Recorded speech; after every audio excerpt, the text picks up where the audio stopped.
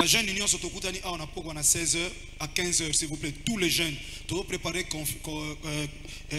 Congef, donc convention des jeunes de la foi en Christ. Donc on a Congef, première édition. Où est besoin jeunes, tout bon de l'autre Koutani à 15h pour notre préparation. Nous sommes tous en bataille le cola biso tozala, tous en bataille le cola oyo linga mingi papa Remi Dieka, tous en bataille le cola oyo linga mingi papa le pasteur Henri Papa Moulaja Ozana biso, tous en bataille oyo linga mingi le cola papa Kondo wa Kondo pour la première fois azana biso olinga ko sega ko ya po sega le olinga.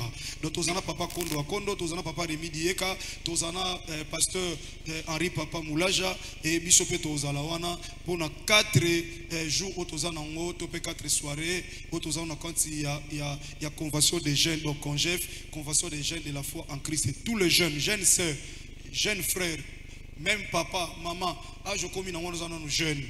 Jeunesse c'est comme à 70 ans. Donc aux ans appelé Koya et aux ala malamu mingi. Voilà to commis na souka to si na l'air bien, to si na 10h si c'est 11 minutes, to si ça na 10h30. Alors to go téléma s'il vous plaît pour to succès s'il vous plaît.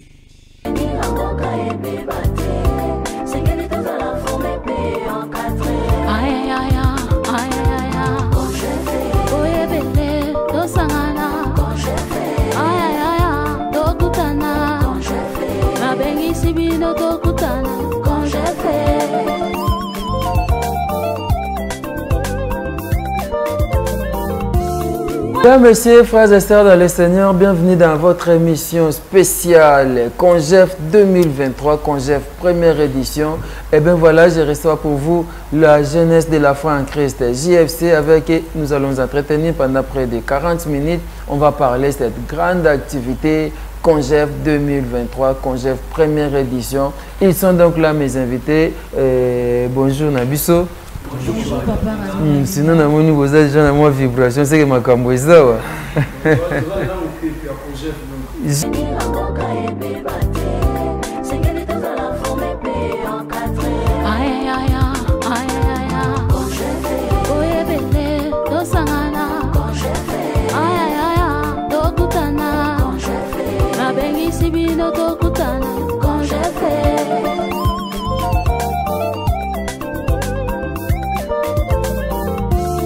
JFC, jeunesse de la foi en Christ, ils sont donc là, on va parler avec eux et va perceptionner nous, préparatifs, activités en Congef, pourquoi préparer nanya gozali les kandenge nini makamunyo swana to solango awanebge bana CFC bana Codef bana notre père baza branché ebelé na spécial Congef 2023, spécial Congef première édition. Voilà, de profiter de l'occasion pour nous saluer l'évangéliste international, le porteur du Christ, l'homme des chiffres, le pasteur de la foi. Merci à vous. Merci beaucoup à Maman Rita Mayata, Maman ya Bana Ebele. Tout ça, nabande konabiso awa ya centre évangélique de la foi en Christ, département et jeunesse. Et l'ongona bango nde toko solola. Et l'ongona bango to solola te ba bilenge babonga magandenge nini bilenge ba solola kandenge nini ba sala kamayanga na bango ndenge nini. Et puis nani aza jeune, pourquoi activité oyo ya ba jeune babi soki mwana soso avimi na nzungu seke mama na ye azana se na yebisio ba jeune oyo ba telemi seke makambu pe et telemi eze sengo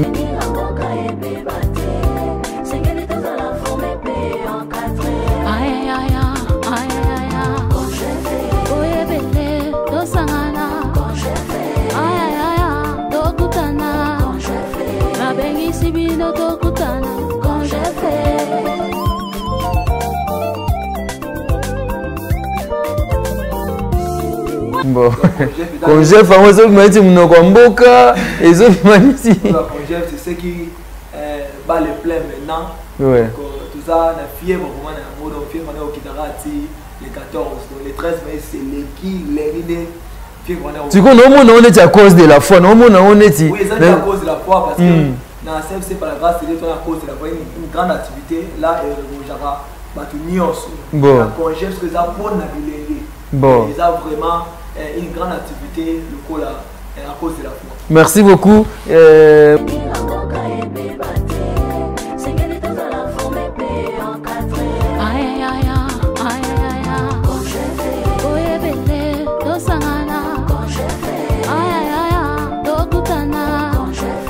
nabengisi bino tokutana quand j'ai fait.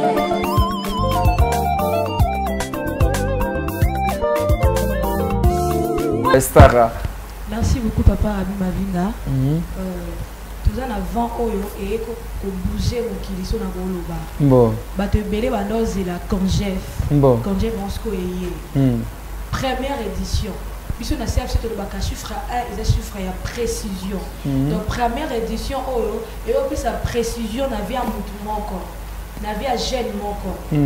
Donc pour nanga na rolo bebele te parce que toyaki déjà mbala liboso toyaki na lobaki mais na mbala oyo na lobaki quand chef oyo et convention de jeunes de la foi. Oui. Première édition et yene pour na kokango na jeune. OK. Et pour na ko relever ba jeune. Et pour na ko pesa ba jeune sous makasi. OK. O bazalaki na moté parce que bah je n'ai pas le bah c'est plongé dans ma capo et puis c'est Christ le kumute to koma kuna ça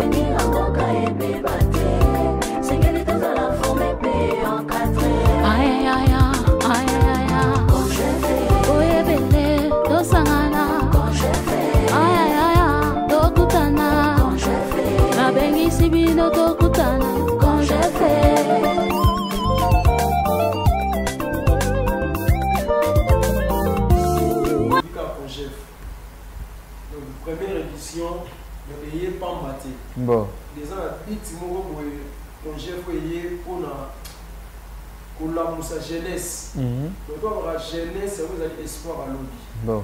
Parce que quand j'ai veillé pour la moussa donc pour la moussa conscience, tout est baquet, nous avons battu au Simba, au Congo à l'objet, nous avons battu au Simba, l'église à l'objet. Donc, on a une mission à mon nez dans cette amour.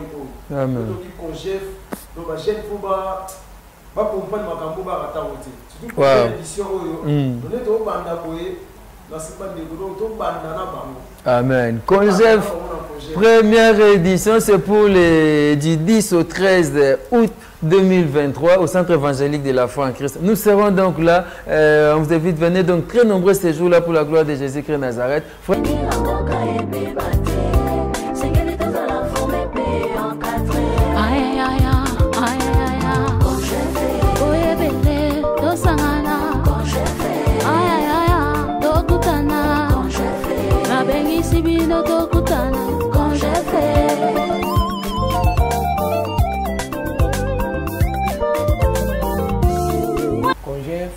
Et c'est le coup où tu as un changement quand tu es jeune. Bon. Donc, il faut changer ma mentalité de jeune.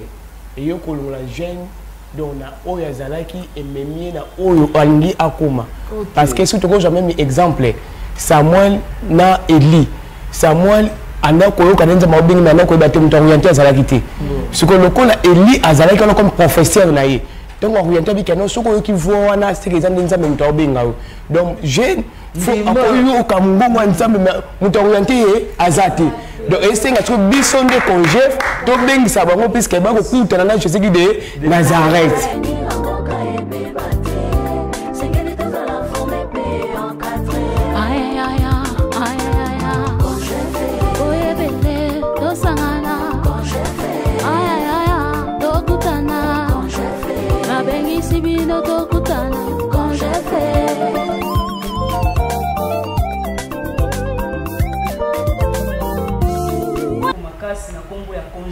Qui veut dire convention des jeunes de la foi. Bon.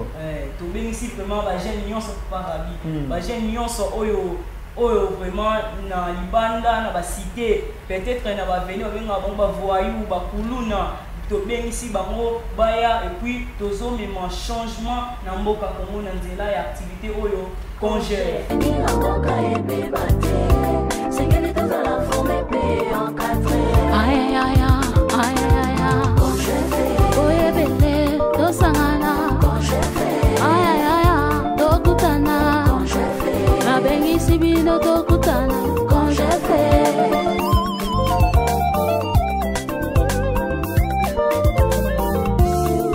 Voilà, merci beaucoup. Congef 2023, Congef première édition.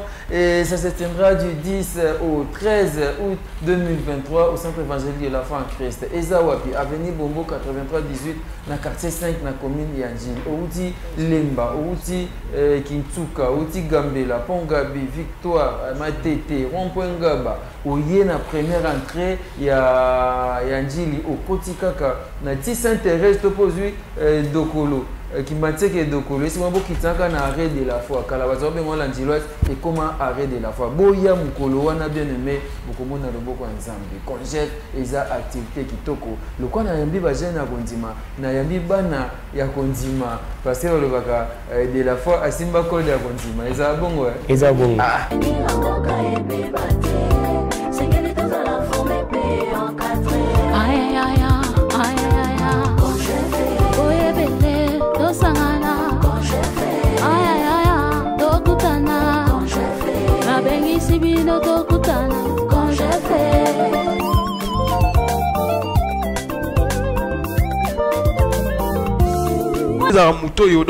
Donc il faut réfléchir pour la lobby. À part qu'on réfléchir, il faut appeler la connaissance. Parce que dans le cas de venir, des gens futur présent na biso déterminera futur na biso lobby. Tout le monde a jeune mingi le papa ma vinga, yekola mécanique, non yekola mécanique té. Kende classe non kende classe té. Nyoso na kati venir. Yekola métier mo songolo pakala. Ali ko yekola lo mo songolo pakala. Teto métier mo ko boye ko permettre peut-être lobby na ye et ça la meilleure. À s'appuyer tant msuna ndeko mo bazara na poto. Tout le monde ba jeune ebele ndengwana. Classe à lingité, prière à lingité, tena na papa rabina mo azara na Amérique. Ali ko yekola lo mo te.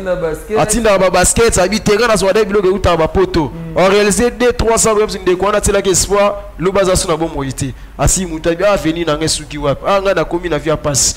Or sera à se préparer yemoko. Ayekoli métier, akangami na Nzambe, Yesu Masia Nazareth. Attaque au papa Zate, attaque au maman Zate, grand frère Zate. Mais yemo soit attaché par Nzambe, ayebete à venir na ye ekozala meilleur parce que oyoyo to limito za la lobby ezo déterminer na présent na biso. Pour nani Jérémie zolo moi que c'est par ta faute que tu perdras ton héritage. Ba défaut le sto sala lelo lo yenge marche na biso et go pousser to be biso zali lobby na biso. À venir on Nzamba bongisi la biso. Et ça venir zali meilleur. Abina bongisi no ba projet ya bonheur ya paix mais il y a malheur. Donc ceux qui ont lingi à venir nous à la meilleure, à venir à la très qui toko au pensakawana, il faut bon sango déjà na fitir na yo. Il y a un congève convention des jeunes de la foi. Donc bah papa wana papa kondo wa kondo les pasteurs de la foi, papa Rémi dié kapa ari papa ba otali sabiso et comment to ko tambula na sena moi au desali les angolo pour la biso. Donc bah nyonso baya dans les ali ngolo auto profiter parce que chaque serviteur pas dans la grâce nous particulier. Donc faut to ya wana to profiter to yo kabango to bané to ko tambola pour que ba venir à la vraiment meilleur. On a dit jeune nyonso peuple congolais 24 communes sur Kinshasa aux Zuli Bakol en Abisso to bengi sibino les 10, les 11, les 12, les 13 dans centre évangélique de la foi en Christ CFC en sigle. Ils ont la commune Yanjil, l'église au pasteur de la foi Kambak. Le baya, tu bénéficier grâce à wana, baya, tu yo kamateya, tu es bandé, tu es préparé à venir na biso.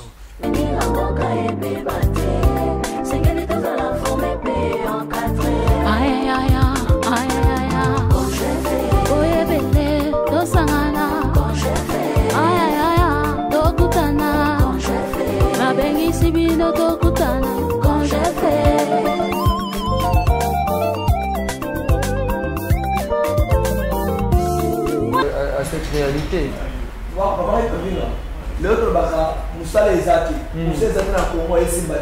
Maintenant, on se pose la question. Mais si il se fait que le lot, ça c'est mon ami, ma casse à Congo. Il y a beaucoup de jeunes qui vont changer sur le langage. Parce qu'il y aura même des jeunes qui vont être incapables de descendre parce que jusque-là, on ne peut pas venir à monter, on va monter. La fertilité, les oiseaux, c'est important. Et après, ceux qui les même Congo à disposer de cette jeunesse-là, on a toujours la capacité. Vous savez, il y a un homme à l'école nationale, je l'aime beaucoup, c'est un président sud-africain, avec la jeunesse, c'est une arme puissante qu'on peut utiliser pour chercher le monde. Nelson Mandela. Nelson Mandela. Okay. Donc, jeunesse, et ça, arme très puissante. Pour te construire la pour changer le monde. Pour remarquer et pour détruire aussi, avec la jeunesse, on peut se détruire. Parce qu'on les voit avec les politiciens, hein, on exploite la jeunesse, comment détruire et faire incendier des trucs comme ça, c'est toujours la jeunesse. Oui, donc ceux qui, quand on dit exploiter, quand on c'est là, quand je suis qui me l'a dit, parce qu'on a mis les armes comme ça, et moi, de ma volonté, il y a que la volonté là-dedans. Donc c'est ça, ceux qui aujourd'hui sont exploités, c'est parce que nous les voulons. Mais ceux qui ont dit que nous allons exploiter, d'ailleurs, vous savez, niveau de maturité et de conscience à tout. Et ça a été à sa bonne décisive. La jeunesse congolaise n'est pas décisive. Pourquoi? Parce que à sa maturité. Quand on jeune à niveau semble la tête, jeune à niveau pas ensemble la tête, jeune à niveau tamate, jeune à niveau ça la tête. Et du coup, on a tout le monde on y sur le royer, ça y est, jeune, on s'en aille.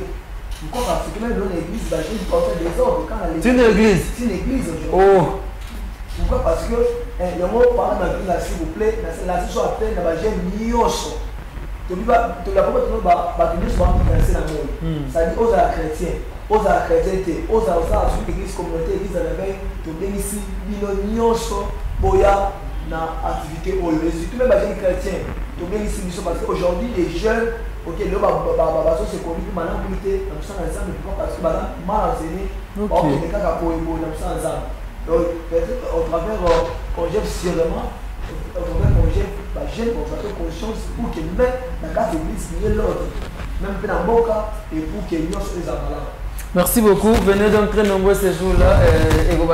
Du 10 au 13 août, dans le centre évangélique de la foi en Christ. Chaque jour, il y a 16h juste. Donc, il y a 15h déjà, commis 15h30 au démarrer dans Visso, 18h30. Et puis dimanche, il y a 7h juste, 9h45. 9h50, deuxième kill, aux ajouts, il y a clôture, comme ça, on sur Massia Nazareth. Yaka na bengio, aux jeunes, aux maman, aux papa, yaka na convention, aux jeunesse, et aux la mingi. Orateur, tous papa Kondo à Kondo, tous papa Rémi Dieka, tous pasteur Henri Papa Moulaja, tous papa Nabiso, l'évangéliste international, le porteur du Christ, le pasteur de la foi. Yaka, instrument où on va utiliser pour que tous les services à la banque. Suivant cet extrait que nous propose Tonton Gauthier Kelly, c'était lors de la campagne d'évangélisation.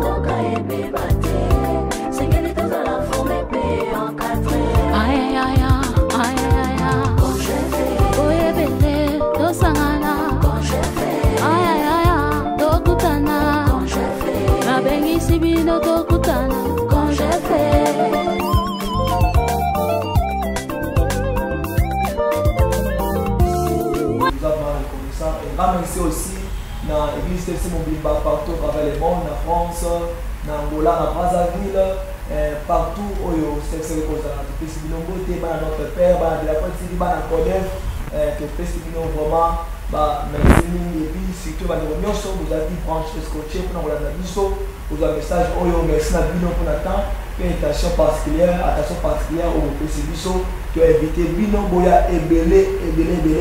Partout où vous allez pour manquer de koya, beaucoup dans les sika, côté la musique, côté la licence, mettez le beau ensemble, pour y avoir aussi dans le colon et puis pour ça est venu dans les amalades, pour éviter bien vraiment côté la race, côté l'église aux alités, côté la je ne sais pas moi doctrine, donc ici bisognon, comme j'ai bien sur au besoin du can, c'est na moi. Comme il y a des gens qui sont dans moi, aux a invité na bisou. Tous ça déjà les jeudis 10 et puis les dimanches 13 nous va venir à Zopé, ça nous donne dans le sport.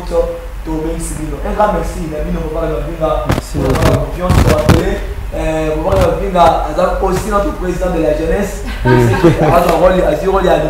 Merci beaucoup. Merci beaucoup notre président.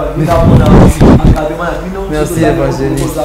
C'est parce que tout ça, c'est ma première fois les jeunes, au plus on va obliger vous avez salué sur l'académie de ma conseil, les autres, puis salué sur ma casse. Merci Nabi, nous papa. Merci beaucoup, merci à la JFC, merci à vous tous. Je dis merci à Aya Gradi, merci à Nathan Kifuta, merci à Aya Gauthier Kele, merci à Aya Fariazola, merci beaucoup à Trésor Tingi Capitao. Merci à vous tous qui nous avez suivis. C'était donc la spéciale Congef 2023. Cette grande activité aura lieu du 10 au 13 août 2023 au Centre évangélique de la foi en Christ. La jeunesse de la foi en Christ organise le Congef 2023 et vous invite de venir très nombreux ces jours-là. Nous ferons la gloire de Dieu. Venez, venez, boya, boya, boya et belé. Merci au président Junior Moubéi, merci à ma mère Estérienne, merci à tous les musiciens qui ont préféré être du bon côté de l'histoire. C'est Pel Bazala et le Mona JFC et salut-moi bien Mingi. Merci à l'évangéliste international, le porteur du Christ, l'homme des chiffres, le pasteur de la foi. Merci à vous papa. Merci Nabana, notre père Nyonso. Là je pense au prophète Chavli Eli Louzala. Merci à vous, merci à papa Fiston Bastende, merci à Bana CFC France, Bana CFC Belgique, CFC Allemagne, CFC Italie, na Bostani Binoté, CFC Angola, CFC Congo Brazzaville, CFC partout, Bana États-Unis partout, et tous ces pays nabino et Kalaté en France on a célébré un an d'existence de CFC France. Et ça a bien mis. Merci à vous tous. On se retrouve donc c'est jeudi 10 août déjà pour l'ouverture topé démarrage de la Congef 2023. Merci à vous tous. Nous faut nous lever. On est pratiquement à la fin. Merci encore une fois. À tantôt côté télé et puis on vous dit au revoir. Au revoir. Mikolo, solingi o s'abonner au Betika Kilongo TV. La jeune union Sotokutani a on a 16h à 15h s'il vous plaît tous les jeunes. Tout préparer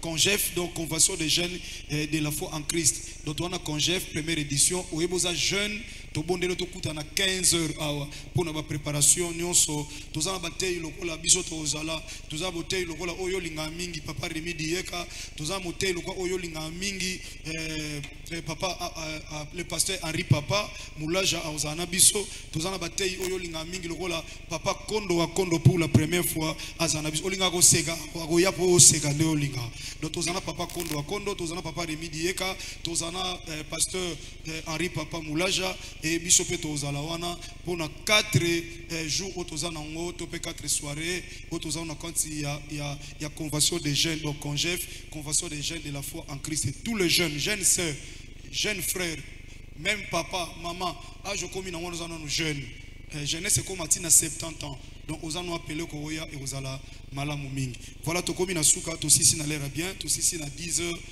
si c'est 11 minutes aussi ça en a 10h30 alors to go téléma s'il vous plaît pour to succès s'il vous plaît. Le business a ses idées, FB International Agence a ses abonnés. Le fret Europe RDC a retrouvé son identité. Pour l'envoi de vos colis, bagages, véhicules et autres, courrier express à destination Kinshasa RDC, une seule agence, FB International. FB Business, et pas Fiston Bassene, à besoin de Tozana. Maringa Septande. Maringa Septande, c'est là, j'explique. Allô, Maringa Septande, FB International. Na Kasavubu, elle dit que c'est na Kasavubu. Ça va sauter na Kasavubu na Maringa wana. La sécurité de vos bagages sont assurées en un voyage rapide et à bon port, quelle que soit la quantité. Du déposage jusqu'à l'entreposage, FB International assure comme jamais. Alors jamais. Nous organisons des frettes aériennes et maritimes. Awana FB International Business. Biloko et komaka peto zwaka. Komaka peto zwaka. Pour plus de contacts, International. FB International. Souka. FB International. Danger. FB International. Dégâts. FB International. Balobi kunande masolo ya kati. Mosusu olela. Mais FB International.